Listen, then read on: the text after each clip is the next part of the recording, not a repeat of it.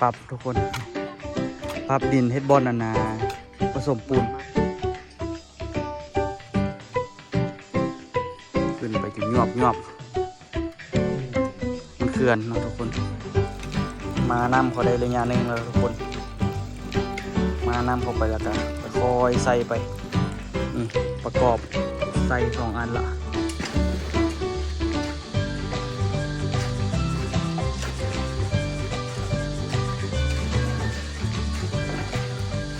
สบายดีทุกคนสบายดีตอนเช้าเด้อเช้ามื้อนี้เฮากะมาสิมาต่อเสานี่ทุกคนเนาะสิมาต่อเสาแล้วก็สิมาน้ำอันนี้เรื่อยๆนะทุกคนเบิ่งเมื่อคืนนี้เฮามาน้ำปลาไว้ทุกคนเบิ่งแถวนี้ดินมันลุบลงค้านจนเป็นโจงโล่งโจงเลยทุกคนเห็นบ่ค้านจนเป็นคานลอยเลยถ้าน้ำมันเต็มตามันได้ดีนะน้ำมันยังบ่เต็มเถอะเบิ่งอันนี้จนสิล่มทางอันนี้ก็ล่มเลยนี่คันบ่ทันได้เซอร์ล่มเสียเลยแต่ว่าเฮามาน้ำนะทุกคนค่อยๆมาอยู่นี่แต่ว่าฝากนี่พอได้แล้วนี่ฝากนี่ก็ถึกน้ำเหมือนกันแต่ก็มันก็บ่ได้อีหยังหลายเนาะมันก็ซึมออกมาทางหลังพี่เบิดส่วนหลายกับตัวนี้แหละมันสิลุบลงอีกหลายเนาะเราต้องมาน้ำเรื่อยๆเอาเทสนี่เลยบอกนี่บุ้ยใส่ปะต้องมีใส่เอาบริเทสตีคันบนะให้คนเศร้าเลยเนี่ยเทหรอเฮ็ดเลยเหรอเนี่ยเสื้อแล้วก็เทเสื้อแล้วก็เทไปก้นหรือว่าอีปะเลยเวลาวางเป้าไปยังไปเสียนะเพราะว่ามันบัวมีมัดทุเสาดิ4 เสานี่ผสมปูนจักกระถือว่าอยู่4 เมตรเนาะครึ่งเป้าก้อนครึ่งเป้าอ่ะนะครึ่งเป้าไปนี่แหละเกือบอันนะเกือบเป้านึงเราจึงผสมเหรอเขาจะผสมเท่าไหร่นี่ปูน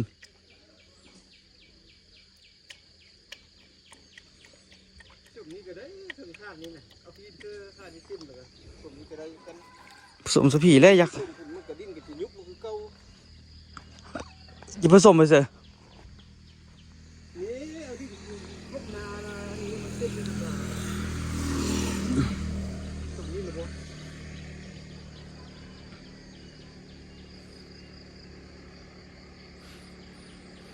ไปเอามา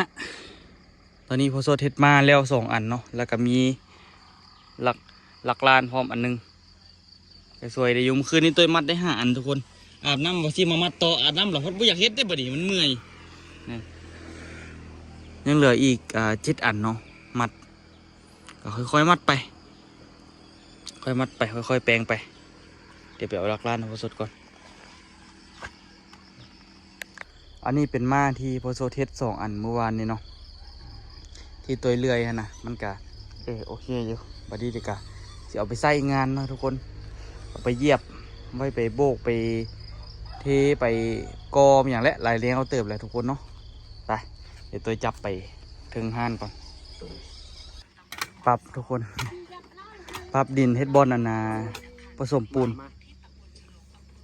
มาขึ้นเทิงนี่นะเอา2 เสานี่ก่อนเนาะเขาปรับบอลวางมาก่อนบ่ได้เลยตินะเดี๋ยวเอามานะทุกคนเนาะมาเฮ็ดมองซิตี้ต่อเสาเลยขึ้นไปจนยวบมันเขื่อนเนาะทุกคนมันเขื่อนว่าบ่ได้จนยวบอ๋อนี่มัดไว้กะว่าให้มันอยู่ข้างหน้าดีๆเนาะสายไฟก็เอามาได้ประโยชน์เลยตอนนี้ได้ระเบาะตอนนี้กำลังขึ้นมาสิมาลองใส่เสาแล้วทุกคนเนาะอันนี้เป็นเสาทำอิฐก็ต้องได้ลองผิดลองถูกไปได้ใส่อันน่ะตะปูคอนกรีตเข้าไปบ่ได้นะทุกคนมันบ่อยู่ว่าซั่นซะมาคนตีมาเชือกแมทมาคนตีแมทครับเด้อเดี๋ยวให้พ่อสดตีให้เนาะทุกคนตีพอให้ตะปูมันอยู่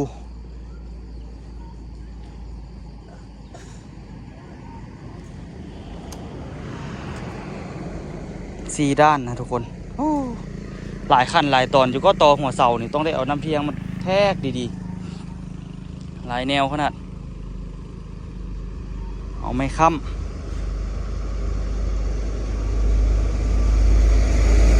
ยากเฮงสร้างกับบ่มีทุกคนเลยค่อยๆเฮ็ดเป็นค่อยๆเฮ็ดค่อยๆไปนี่แหละภาพมุมสูงอีหลีเลย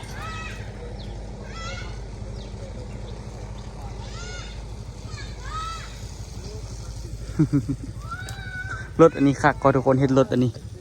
น่าจะเฮ็ดจักคันอยู่ไปส่งปูนไปส่งหินไปส่งเหล็กส่งทรายได้เบิดคันว่าอันนั้นสิได้เฮ็ดจักคันอยู่รถจักรคันเดียวต่างน้ำต่างอย่างก็ได้สบายเอาดีแท้เอารถพวกจริงเอาเว็บแบบเก่าๆเดิมๆมากก็ได้กันหรือว่าเว็บไอที่แบบว่านั้นมาเฮ็ดดีๆกับคักคือกันไว้ไปส่งเบียร์ส่งหินส่งเหล็กส่งทรายได้เบิด ทรายบ่ได้ซะทุกคนเนาะส่งหินส่งอหย่างก็ได้คักอยู่อันนี้ให้พอสดตีไปก่อนนะทุกคนตีดานมันหนาเนี่ยพอทางหลัง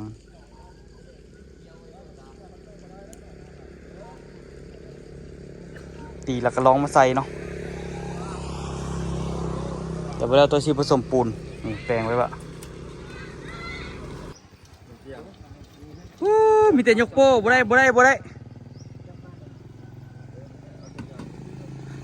นี่ทุกคนตอนนี้นี่กานี่ละทุกคนเนาะมาเฮ็ดเสร็จนี่เรียบร้อยละ2 อันเนาะเดี๋ยวสิเอาน้ำเพียงมาจับลองเบิ่งบัดนี้สิเอาบ่ฮู้ว่าสิเอาตัวนั้นหรือสิเอาตัวนี้เป็นหลักเนาะจับตัวคิดว่าน่าจะพอดีกันเบิดแหละแต่ก็ต้องจับทุกอัน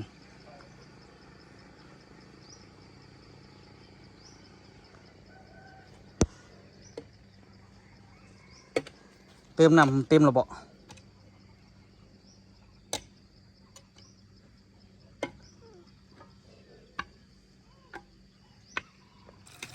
มาน้ำเขาได้ระยะหนึ่งแล้วทุกคนมาน้ำเข้าไปแล้วก็ค่อยๆใส่ไปนี่ประกอบใส่2 อันละเรียบร้อยละถือว่ามีแต่ผสมปูนแล้วก็เทต้องได้เท2 เสานี่ก่อนเนาะแล้วจึงเฮ็ดอีก2 เสาเพราะว่ามันคันซีวากะคานใหญ่มากหลายเทื่อเนาะเฮ็ดให้มันแล้วก่อนเฮ็ดให้มันแล้วแต่ละอันแล้วจึงง่ายไปเดี๋ยวเราไปซอกกินข้าวก่อนข้าวค่าก่อนแล้วจึงมาเฮ็ดเวียกต่อ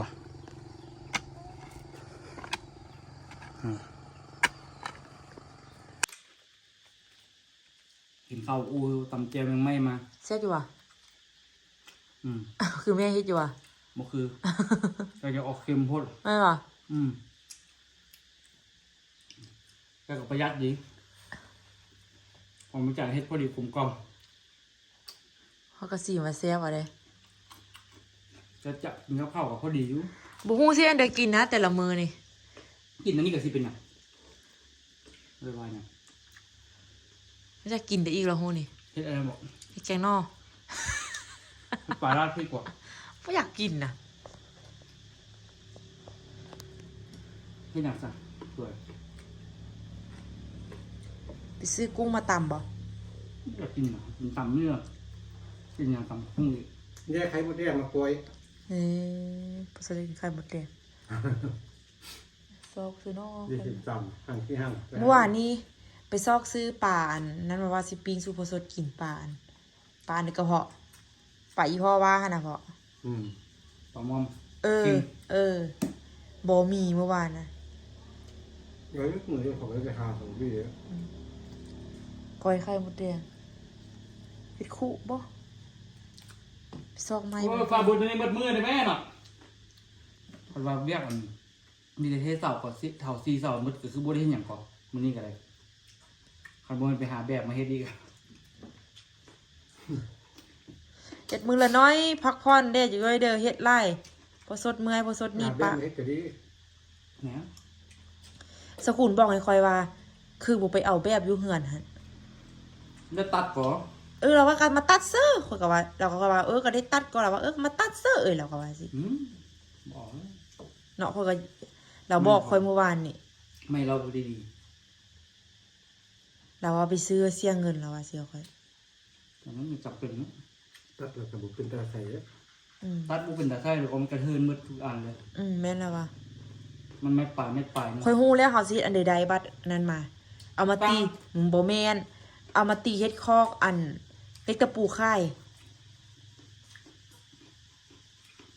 คอกเมีย คอกเล็กตะปู เฮ็ดเป็นห้องขนาดคนเดียวนะ เฮ็ดเป็นห้องเล็กตะปูหั่นน่ะ คอกเล็กแต่ปู อืม จะให้มันขาย ยามขายเครื่องก่อสร้างอะนะเก็บแปลงเก่านะผมหมายอ้วงที่จริงให้แบบนั้นผมไปเลาะซื้อไม่เสียเขาบอกที่ดี เอามาเฮ็ดเป็นห้องค่อยเห็นอันค่อยไปซื้อเมื่อวานนี่เขาจะเฮ็ดเป็นห้องเป็นห้องเป็นห้อง แต่ก่อนแม่จันขายแม่จันก็เฮ็ดเอานั่นแหละ มีเมื่อทุกเล็กแต่กี้นะแม่จันบอกว่าขายละบ้านนั้นไปซื้อเครื่องมาละไปซื้อตุ้มเป็ดตุ้มไก่มาแด้แม่จันว่า นี่คือประตูไกล อันเสื้อน้ำเป็ดน้ำไก่ค่ะนะตัวน้อยตัวเยอะซื้อมาแนวละอัน2 อัน ซื้อเต่ามาแด้ซื้อเดิมมาแด้ขายแนวเล็กแนวน้อย ได้ขึ้นแล้วก็ซื้อเพิ่มขึ้นมานั่นนะที่จริงอยู่บ้านทำกับโบมีใช่ก่อนเนาะคันจะไปซื้อก็ต้องไปตลาดพูนเนาะ แม่นเลยก็เสนอเวลาที่ว่ามันบ่ได้ขายตัวเยอะอย่าบอกงูอย่าบอกขายเครื่องเพราะหนึ่งขายมา10 ปีแล้วงูจะหล่นจะนานเจ้าหันบ่งูเป็นยังไงปะนี่ โอ้ยไปเอาบอกเอาตัวไปเที่ยวหรอเขาบางอะไรบอกเมื่อยเฮงไปนั่งเบิ่งติ๊กต็อก แต่มันก็บ่ได้ขายคือเก่าเอ้ย อีใส่เสียบนนี่เนาะ เน่คัดว่าซั่นจนสิเป็นห้องเป็นให้ แนวไปเช้าเอาตัวไปเที่ยวว่าเราว่าเมื่อยเฮงไปนั่งเบิ่ง ขายแล้วมันบ่ได้ไป ไปนั่งเบิ่ง TikTok ขายเครื่องต้องได้เฝ้าก็ ได้เฝ้ากันแม่นเท่นะพอเนาะ บ่เฝ้าเล่นไหนขายเครื่อง เออ เขาก็อัดไว้บ่ได้ขาย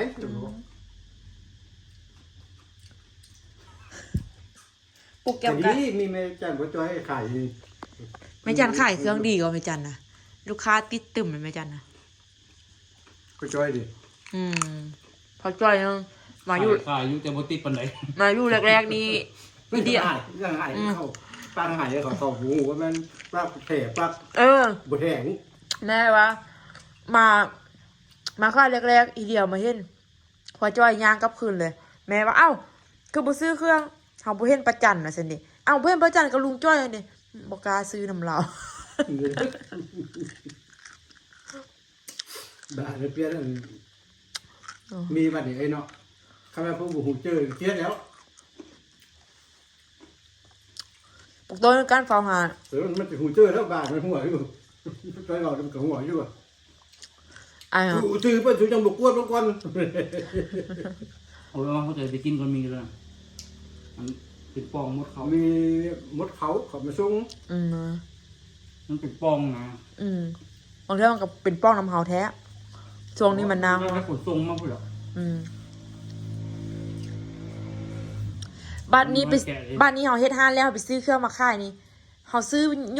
ยกมาได้นี่ยาสูบแต่ละอันนี่ต้องแนวละแก๊สมันเหรอ ขนมก็แนวละแก๊สแล้วมันจะได้ขายเหรออู๋ ฮะ มันจะได้ขายเหรอ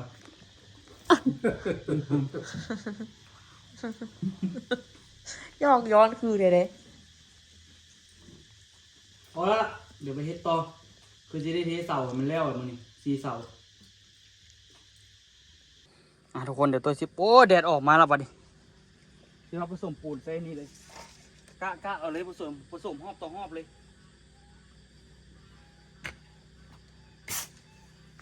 เมื่อแล้วก็ผสมไม่เอามันก็บ่ได้ยากเองเนาะมีอันมันจะลุกนี้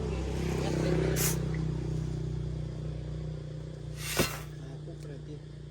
ที่จะเบิ่งในคนกะเป็นอยู่ซ้ายก็สั่งแล้วทุกคนยังบ่ได้ส่งเงินโอนเงินเขาวันนี้บอกเขาส่ง QR เอาบ่ได้ส่งเลย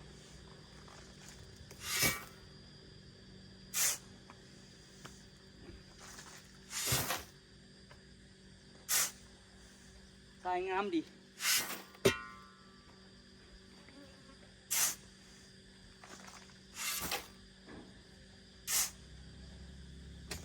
โบกมันสิเลยฮอน โบกเราไปเอาน่ะเนาะตีสายน้ำของเนาะบ่สิก็ได้ฮ้อน เดี๋ยวก็ได้ฮอนด้วยกันแหละ สายน้ำของบ่ฮ้อนก็ได้แต่ฮ้อนก็ดีกว่า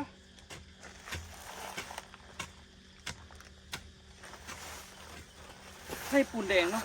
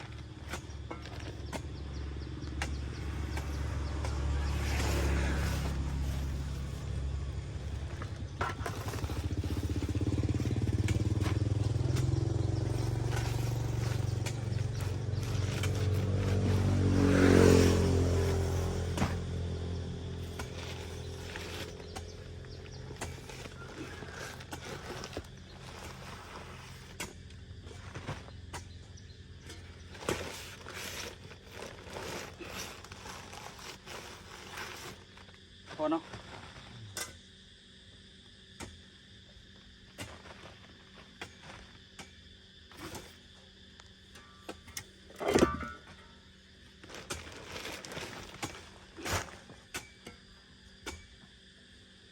ผสมหอบต่อหอบเลย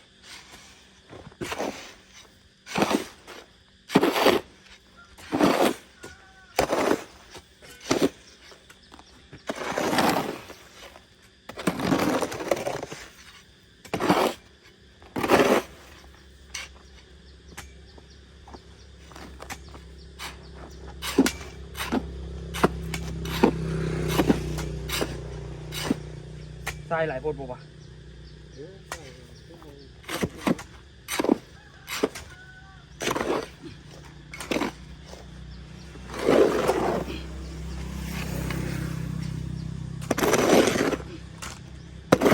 กับโพดเหรอเนาะ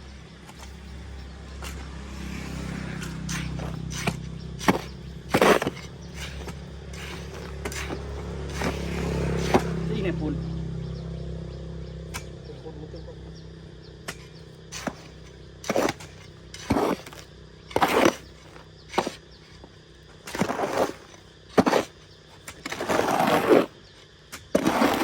เป็นอะไรเนาะ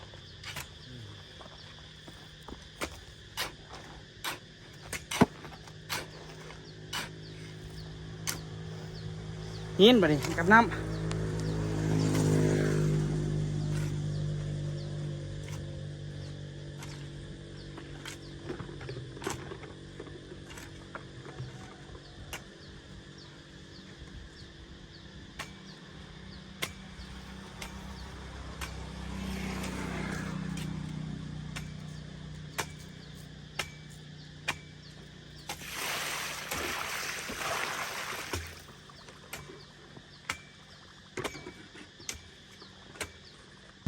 เอาแบบเข้มข้น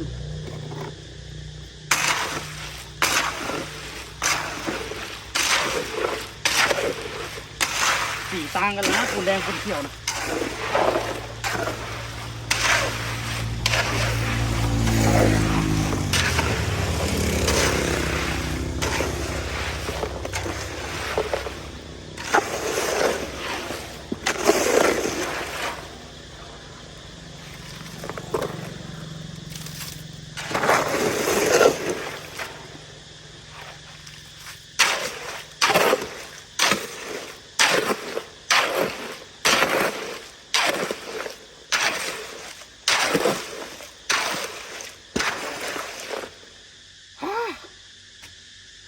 นี่ไง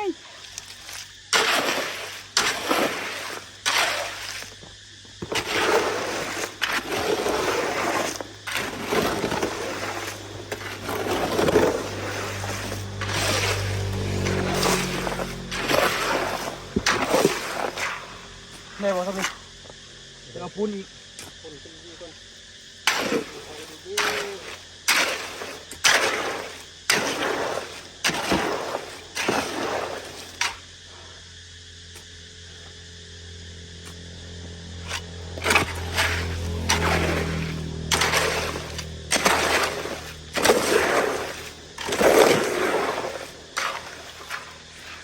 เขาดีมีแต่เอาใส่กับพริกปูนซะอีก คนมันเบื่อมันเป็นเม็ดใต้อยู่ หน่อย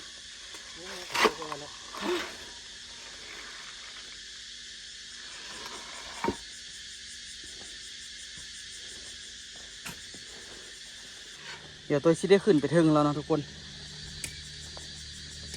ต้มปูนได้ที่แล้วตอนนี้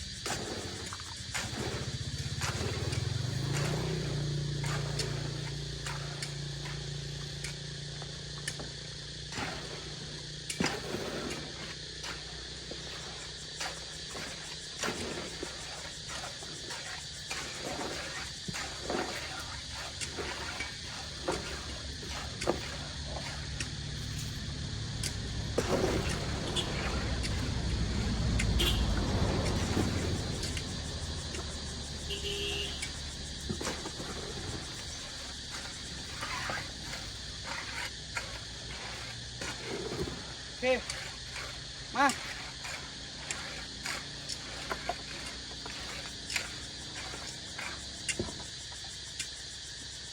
เป็นคู่สี่เดี๋ยวตักน้ำตักปูนเอาเรื่องละคู่สี่หน่อยบอก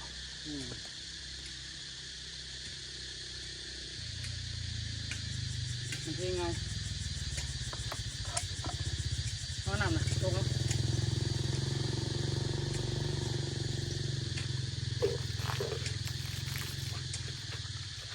มาลุย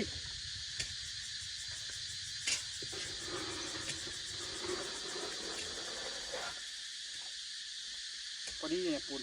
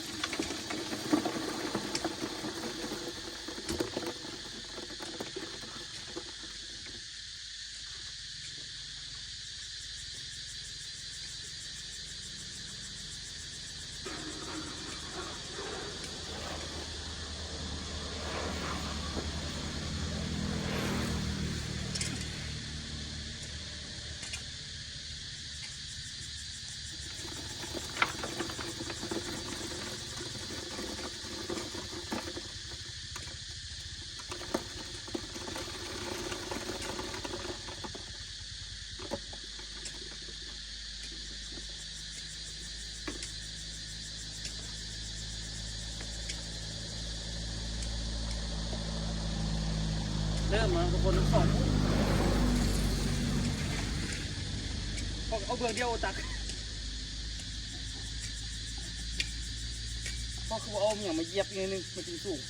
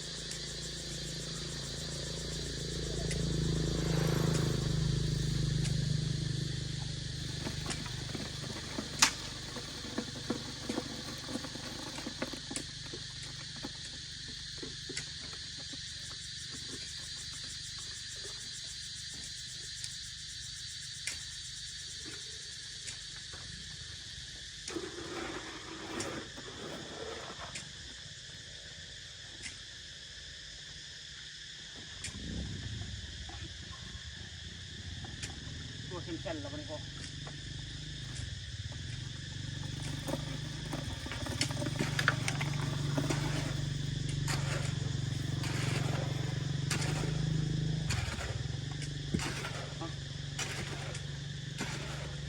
เป็นโยนลงถังอะไรกันเลยนะ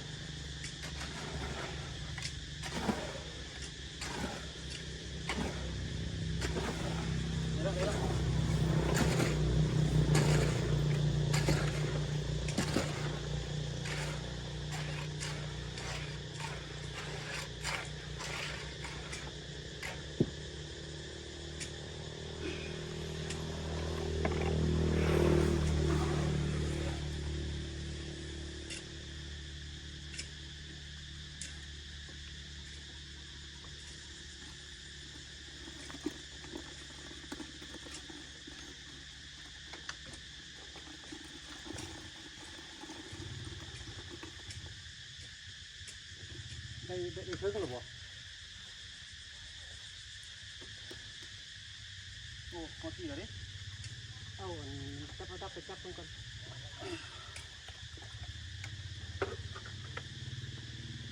โอ้จนจำแล้วพอเลยจับไว้จับกับมันยังให้มันโคนไปโคนมานี่เป็นหูที่จับอ่ะหูที่มันจะแทกซะนี่หรอผมเนี่ยจับลงยาวนี่จับลงยาวจับแจ้มันแล้วก็บึ้งอันน่ะนำยืดเทิงกันนะถ้าไม่ยืดข้างกลางเนี่ยมันได้ทำอย่างโคนมันจะหลุดนั่นหมดยืดเทิงมือเทิงก็มูมันน่ะเอาแต่อันมันจำแจ้กลางอะไรพอเป๊ะเลยถ้าเราเป๊ะเลยนะไปแจ้ไปแปะทางมืออีกคนเนี่ย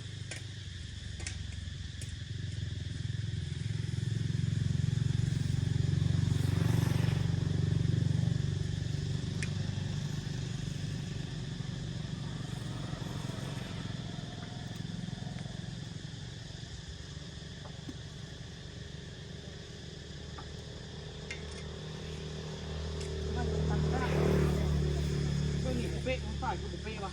เพราะแค่ตัวใหม่อันนี้ใหม่อันโตนมันบุตรก็ได้ใหม่โตนเป๊ะแต่มันก็เกือบกลางแล้วแปะเพิ่งเลี้ยมนี่มึงดูเฮ้ยไม่เลี้ยมมันเที่ยงก็ดูได้แล้วพออยู่ตรงกลางเป๊ะเลยมันบุตรดีนะมันไปตั้งซากดีนะผมเป็นตัวนั้นตัวใหม่ตัวจับนี่นะตัวแกะ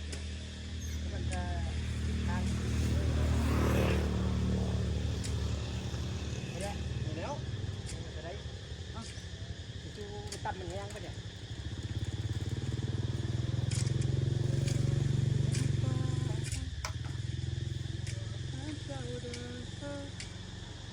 มาเอามาไม่ได้ซีเสาก้อนนี่ปูนนี่นะเต็มเลยนี่นะ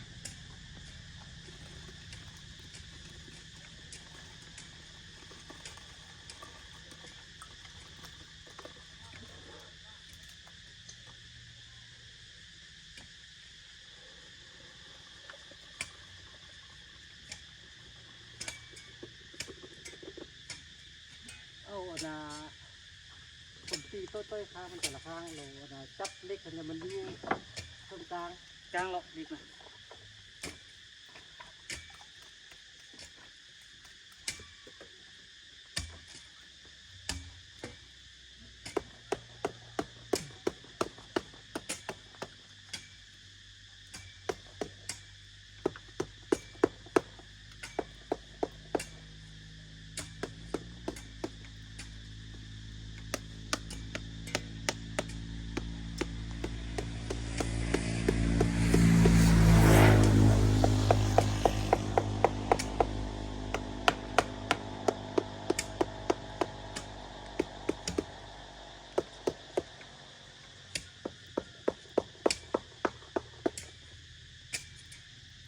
มาปูนึงเสร็จแล้วเต็มเลยฮะคูนึงเต็มก่อ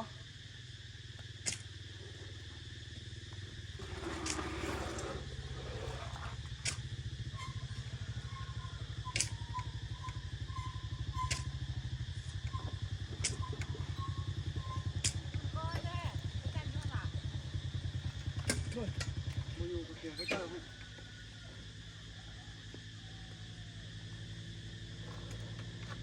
หัวน้ำก้อนป่ะ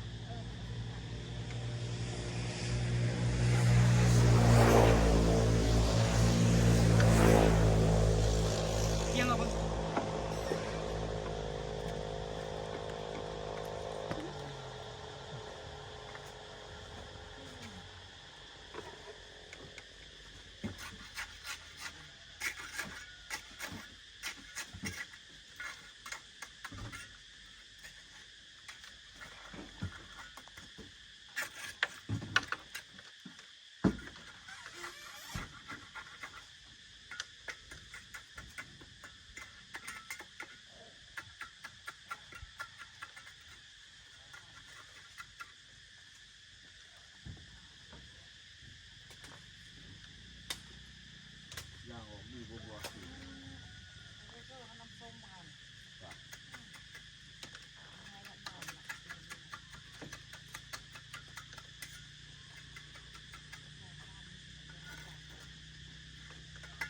เคคุณเรือ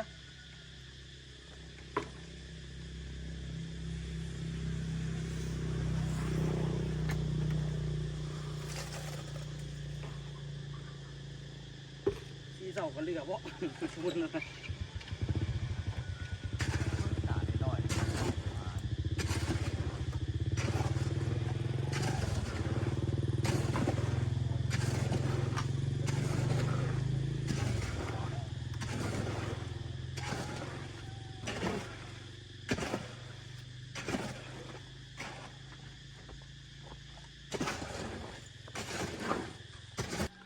แล้ว2 เสา